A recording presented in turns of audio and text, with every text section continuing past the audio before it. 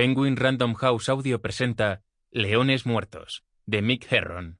Narrado para ti por Íñigo Álvarez de Lara. Para MSJ. 1. Un cortocircuito en Swindon había dejado parada toda la red del suroeste. Los monitores de la estación de Paddington fueron cambiando horarios de salida por rótulos de retrasado, y los trenes detenidos llenaron vías y andenes. En el vestíbulo, algunos viajeros desafortunados se arracimaron en torno a las maletas, mientras otros más experimentados se encaminaban al pub o aprovechaban aquella coartada sólida para llamar a casa pensando en ir a reunirse con sus amantes en la ciudad.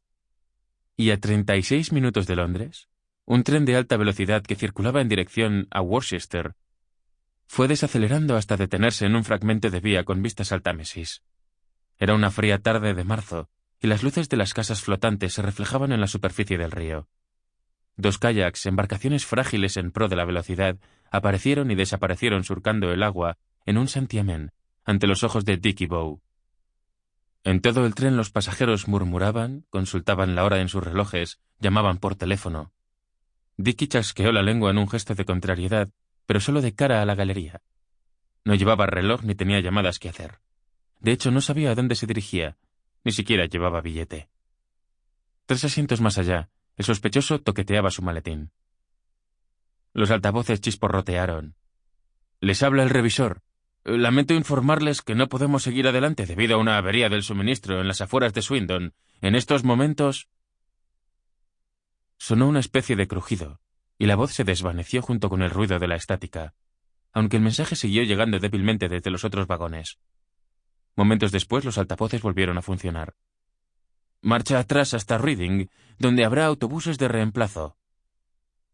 La noticia se recibió con un murmullo de irritación y más de una palabrota, pero, para sorpresa de Dick y Bow, a esas alturas, muchos pasajeros ya se habían apresurado a coger los abrigos, cerrar portátiles y mochilas y levantarse de sus asientos.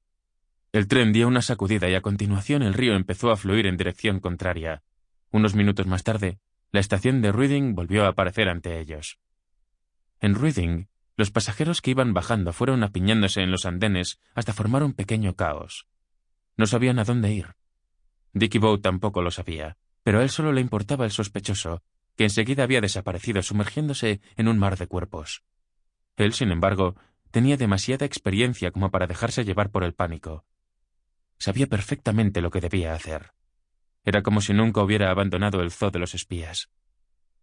La única diferencia era que en otros tiempos habría buscado un trozo de pared vacío para fumarse un cigarrillo. Allí no era posible, lo que no impidió que sintiera la punzada de la nicotina en su interior, o más bien un pinchazo repentino, como de avispa, en el muslo, tan fuerte que dio un respingo. Bajó la mano y apartó el canto de un maletín ajeno, y luego la desagradable y resbaladiza humedad de un paraguas. «Armas mortales», pensó. «Los oficinistas siempre lleváis armas mortales encima». La multitud le impedía quedarse quieto, pero de pronto todo volvió a su sitio. Recuperó el contacto visual. El sospechoso, con la calva protegida por un sombrero y el maletín bajo el brazo, estaba cerca de la escalera mecánica que llevaba al puente de los pasajeros. Así que, dejándose llevar por los cansados viajeros, Dicky avanzó lentamente, subió por la escalera y al llegar arriba, se deslizó hasta un rincón. Por aquel puente se llegaba a la entrada principal. Dio por hecho que todos tomarían ese camino en cuanto anunciaran algo sobre los autobuses. Cerró los ojos. Aquel no era un día cualquiera. Normalmente a esas horas, poco después de las 6:30, ya estarían limadas todas las asperezas. Llevaría despierto desde las 12, tras 5 horas de sueño tormentoso, y tocarían el café solo y el cigarrillo en su habitación.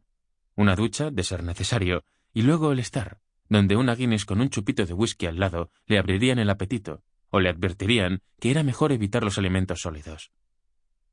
Los días difíciles habían quedado atrás. En otros tiempos solía ser menos digno de confianza. Borracho, tomaba a las monjas por putas y a los policías por amigos.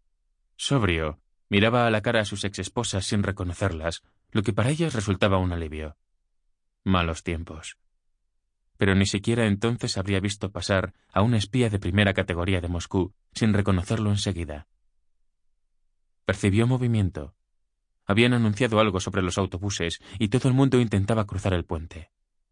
Se quedó junto al monitor el rato Sample complete. Ready to continue?